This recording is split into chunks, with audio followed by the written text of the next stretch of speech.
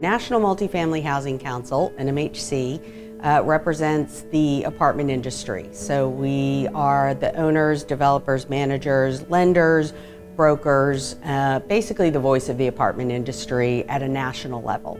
Doug's leadership style is basically he leads with empathy.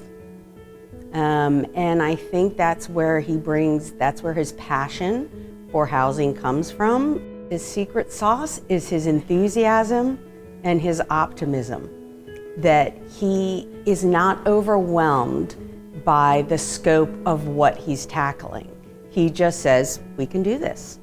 I think Doug saw the potential in the multifamily business 20 years ago, and he saw it could become what it is today on the professional side.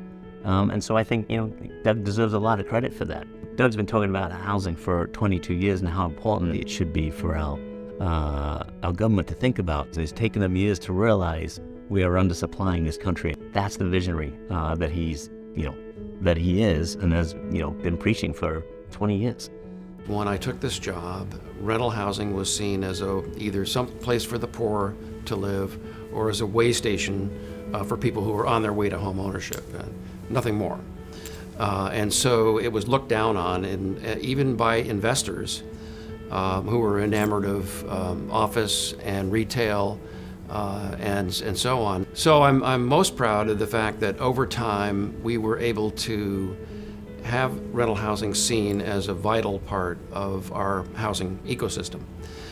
The way it is in almost every other country of the world where rental housing is not looked down on. So one of the big things that Doug has always believed, and I agree with him, is that communities are better when they have a diversity of housing and when everybody can live in their community.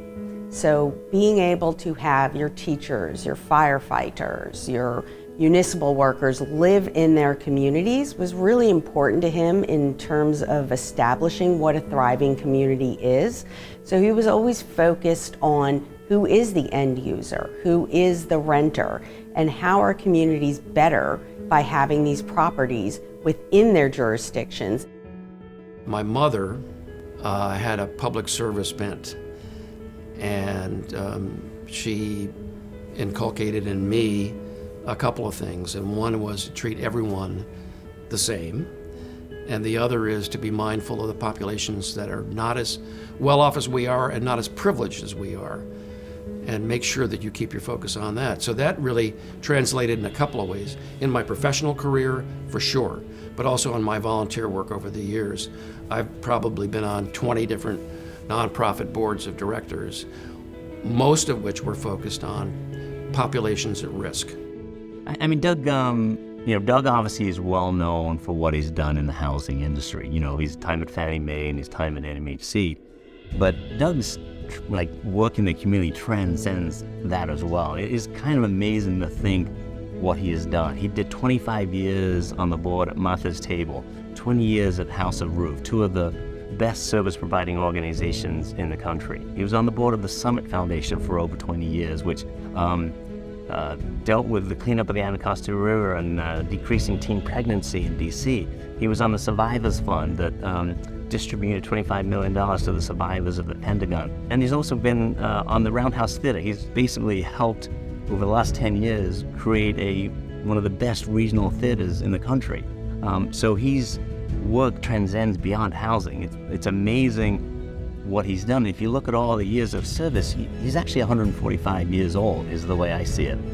How would I like to be remembered as a houser? That I cared deeply, that I focused on what I thought were the best solutions and the best ways to attack the problem, and that we made some tremendous inroads and we made a lot of progress.